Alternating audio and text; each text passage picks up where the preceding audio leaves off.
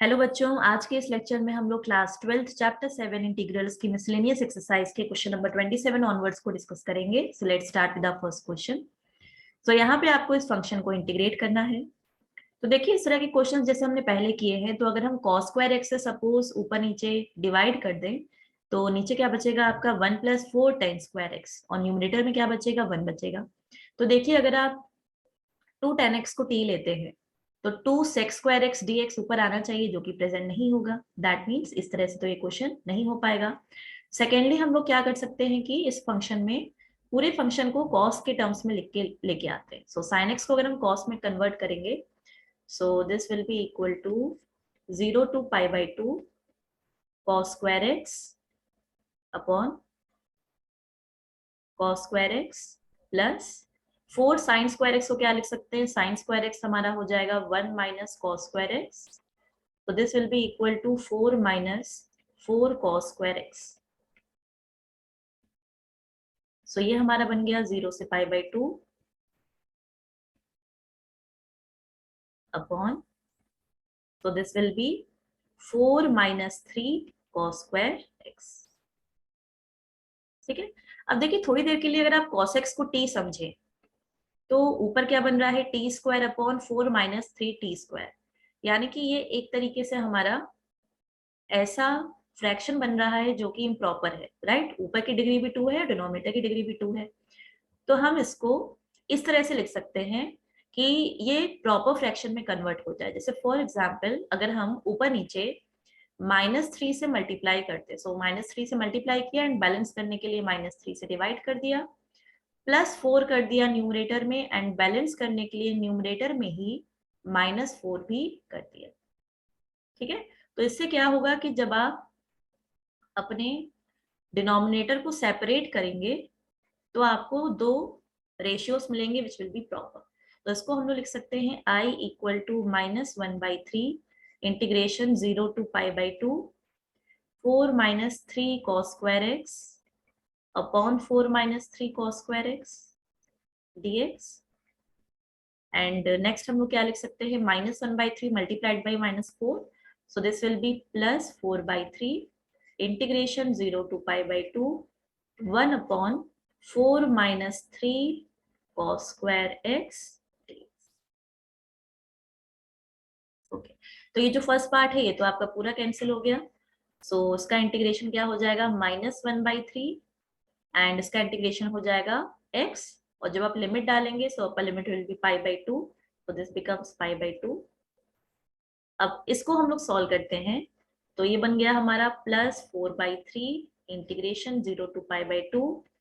Okay, अब ये जो हमारा फंक्शन बन रहा है 1/4 - 3 cos square x, तो अगर हम इसको cos square x से डिवाइड कर दें ऊपर नीचे, ठीक है, तो हमने क्या किया, cos square x से डिवाइड कर दिया एंड बैलेंस करने के लिए cos square x से मल्टीप्लाई कर दिया इस तरीके से। सो डिनोमिनेटर में हमारा क्या बन जाएगा, ये जो आपका 1/cos square x बना, ये ऊपर जाके sec square x बन जाएगा। So this can be written as sec square x dx, और नीचे क्या बनेगा आपका 4/cos square x, that is 4 times sec square x -3। ठीक है। अब हम करना क्या चाह रहे हैं, हम डिनोमिनेटर को tan के टर्म्स में लिखना चाह रहे हैं, सो दैट tan वाले फंक्शन को हम t मान लेंगे एंड उसका जो डिफरेंशिएशन होगा sec square x dx वो हमारे न्यूमरेटर में प्रेजेंट है। सो tan में इसको कैसे चेंज करें, so sec square x can be written as 1 + tan square x, right. तो जब हम इस ब्रैकेट को ओपन करेंगे, so this can be written as 1/3, so this will be -π/6 +4/3 integration 0 to π/2 sec square x dx upon, नीचे देखिए क्या बनेगा, so this will be 4 + 4 tan square x -3, so this will be 1 + 4 tan square x। अब देखिए यहाँ पे हम लोग सब्स्टिट्यूशन मेथड लगा सकते हैं। इस डिनोमिनेटर वाले टर्म को हम लोग क्या लिख सकते हैं, 1² + 2 tan x का होल स्क्वायर। यानी अगर हम यहाँ पे 2 tan x को एक नया वेरिएबल अज्यूम कर लें, तो सपोज 2 tan x को हमने नया वेरिएबल मान लिया t, so 2 times sec square x dx, इसको we can replace with dt. So 2 से मल्टीप्लाई कर लिया एंड बैलेंस करने के लिए 2 से डिवाइड कर दिया, सो this will B 2 to the. अच्छा, हमारी जो लिमिट्स हैं वो भी चेंज होंगी. तो जब x हमारा 0 है तो t की वैल्यू क्या होगी? So x 0, so tan 0 will be 0, तो t की वैल्यू हमारी 0 होगी, lower limit. And when x is equal to pi by 2, so tan pi by 2 is not defined, or we can say t will tends to infinity. तो हमारी limit क्या हो गई? So this becomes minus pi by 6 plus 2 by 3 integration 0 to infinity 2 sec square dx बन गया हमारा dt, और नीचे क्या बन गया हमारा? This is 1 plus t. So 1 upon a square plus x square का इंटीग्रेशन क्या होता है? 1 by a tan inverse t by a. तो ये हो जाएगा हमारा minus pi by 6 plus 2 by 3 into 1 by a, तो ए की वैल्यू 1 है, tan इनवर्स t, एंड इसकी लिमिट हो जाएगी 0 to infinity. तो ये आ गया हमारा minus pi by 6 plus 2 by 3. अब लिमिट पुट कर देते हैं. So upper limit is tan inverse infinity minus tan inverse. So tan inverse 0 की वैल्यू होती है 0 एंड tan इनवर्स इंफिनिटी की वैल्यू होती है हमारी पाई बाई 2. तो हमारा आंसर आ गया minus pi by 6 plus 2 by 3 into pi by 2. So this is minus pi by 6 plus pi by 3. So answer is pi by 6. Moving to next question. Question number 28. So here you have to integrate this function. तो देखिए इस तरह के question again हमने indefinite integration में किया है कि sin 2x किसके बराबर होता है? 2 sin x cos x. तो +1 एंड -1 करके हम उसको a प्लस बी का होल स्क्वायर या a माइनस बी का होल स्क्वायर बना सकते हैं. दैट मीन्स अगर हम इसको डिनोमिनेटर को sin x minus cos x के होल स्क्वायर के फॉर्म में अगर ला पाए इस फंक्शन को, तो sin x minus cos x को अगर हम t अज्यूम कर लें तो उसका डिफरेंशिएशन क्या होगा? cos x plus sin x, जो कि न्यूमरेटर में प्रेजेंट है. दैट मीन्स अगर हम sin x minus cos x को t अज्यूम कर लें तो we can write cos x plus sin x dx. इस फंक्शन को हम लोग dt से रिप्लेस कर पाएंगे. तो अच्छा, अब इस फंक्शन को लाएंगे कैसे डिनोमिनेटर में, इसको देखने के लिए देखिए sin x minus cos x को अगर हम t अज्यूम करेंगे तो अगर हम दोनों साइड स्क्वायर करें, that means sin x minus cos x का whole square, this can be written as t square. तो ये हो जाएगा a square plus b square, so sin square x plus cos square x which can be written as 1 minus 2 sin x cos x, this is equal to t square. तो यहां से 2 sin x cos x तो हमारा क्या है? sin 2x. इसका मतलब 1 minus t square को हम किससे रिप्लेस कर सकते हैं? With sin 2x. यानी sin 2x की जगह हम क्या लिखेंगे? 1 माइनस t स्क्वायर. ठीक है, तो यानी ये हमारा क्या बन गया? This becomes i equal to integration of, ऊपर क्या बन रहा है हमारा dt, और नीचे हमारा क्या बन रहा है? देखिए sin 2x को हम लोग लिख रहे हैं 1 minus t square, so under root 1 minus t square. और हमारी लिमिट्स भी चेंज होंगी, राइट? हमने sin x minus cos x को t माना है. तो देखिए जब लोअर लिमिट है पाई बाई 6, यानी जब x की वैल्यू है पाई बाई 6, तो t की वैल्यू क्या होगी? सो x की जगह पाई बाई 6 डालिए, पाई by 6 that is 30 degree, so sin 30 degree is 1 by 2 minus cos 30 degree is root 3 by 2. So lower limit will be 1 minus root 3 by 2. And upper limit निकाल लेते हैं. So when x is pi by 3, so t की value कितनी होगी? So this will be sin 60 degree. Okay, pi by 3 60 degree. So sin 60 degree is root 3 by 2 minus cos 60 degree, that is 1 by 2. तो आप यहाँ पे देख सकते हो कि जो अपर लिमिट है that is minus times lower limit. मतलब इसको हम इस तरह से लिख सकते हैं, राइट? मतलब this can be written as minus times 1 minus root 3 by 2, right?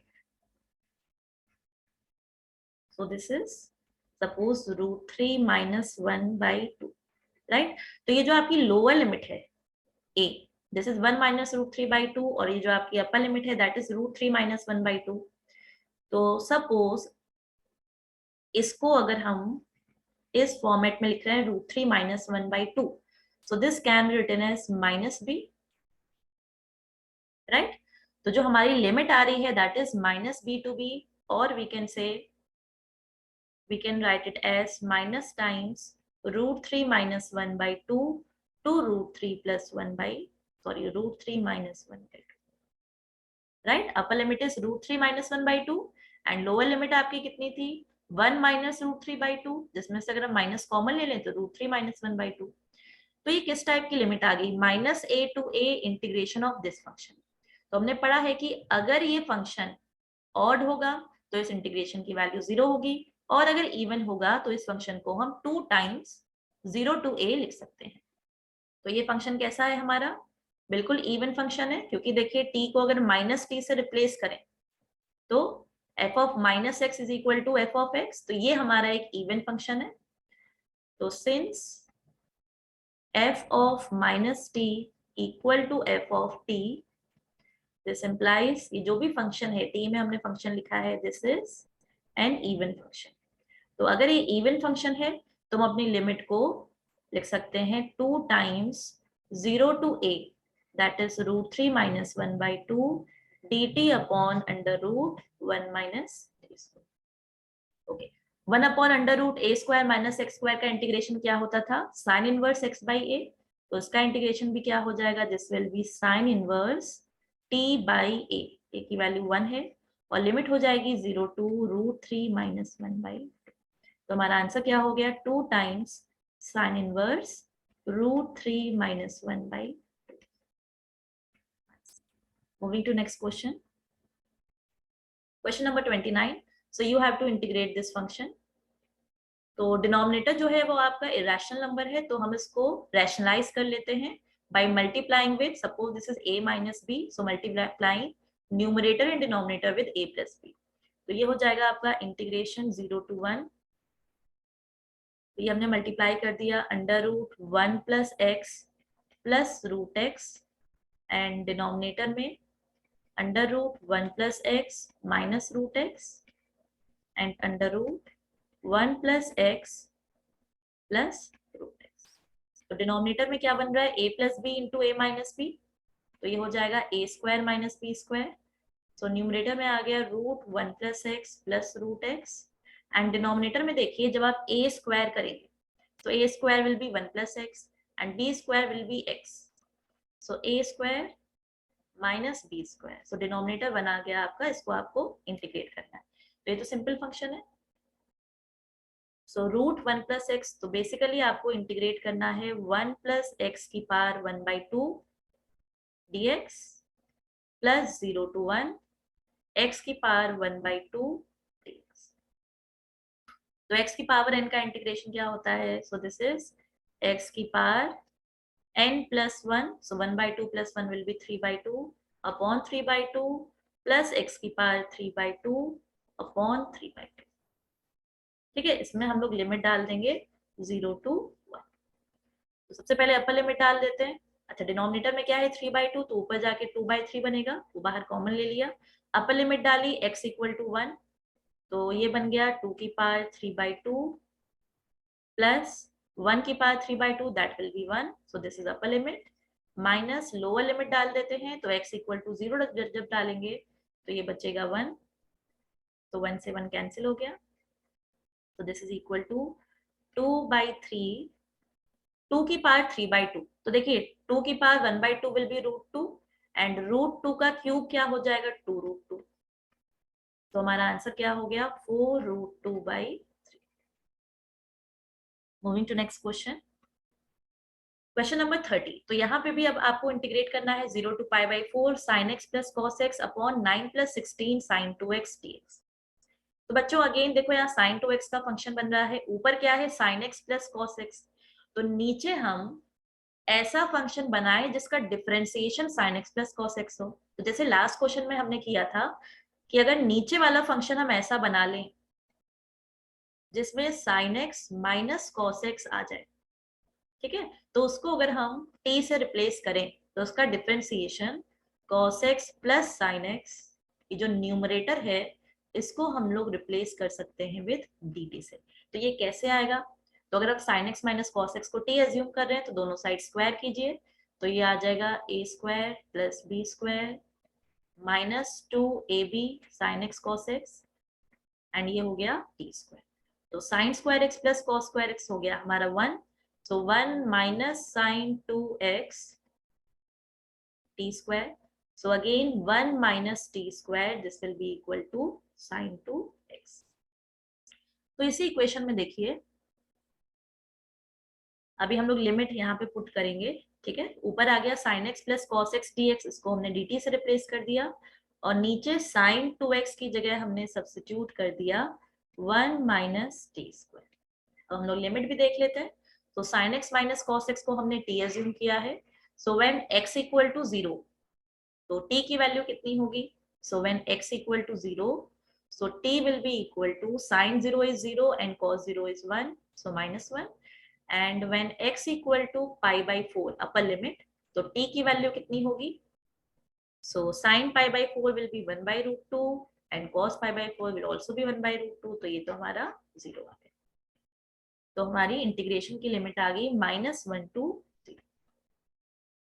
Okay, तो अब अंदर इसको हम थोड़ा सा रीअरेंज कर लेते हैं, so this can be written as -1 to 0 dt upon, नीचे देखिए जब आप ब्रैकेट ओपन करेंगे तो 9 प्लस 16, तो ये बन जाएगा 25 minus 16 t square, 25 minus 16 t square, so this can be written as -1 to 0 dt upon, ये क्या बन गया 5 का स्क्वायर, और ये हमारा बन गया 4t का स्क्वायर।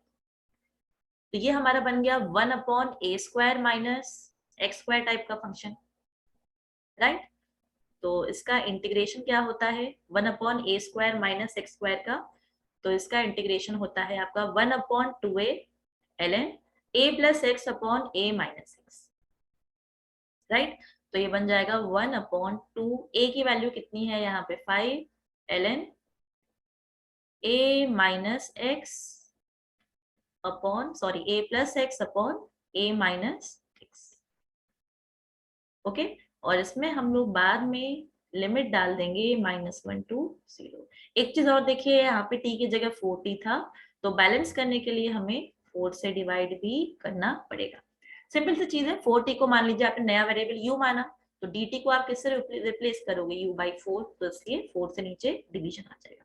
अब हम अपनी लिमिट्स डाल देते हैं, तो ये बन गया 1 अपॉन 5 to the 10 40 लॉग, जब आप अपर लिमिट डालेंगे तो देखिए कितना आएगा, सो t की जगह जब 0 डाला तो log 1 आया, तो उसकी वैल्यू तो 0 हो जाएगी, माइनस लोअर लिमिट डालते हैं, तो जब आप t की जगह -1 डालेंगे तो ऊपर क्या बन जाएगा 5 माइनस 4 दैट इज 1, और नीचे क्या बन जाएगा 9, तो this will B ln 1 by 9, जिसको हम 9 की पावर -1 भी लिख सकते हैं। तो log 1 की वैल्यू 0 हो गई, और ये जो पावर है इसको आप आगे लिख सकते हो, so this will be equal to ln 9 by 40, तो this will be your final answer. तो बच्चों इस वीडियो में इतना ही, बाकी के क्वेश्चन हम लोग अपनी नेक्स्ट वीडियो में डिस्कस करेंगे। Thanks for watching.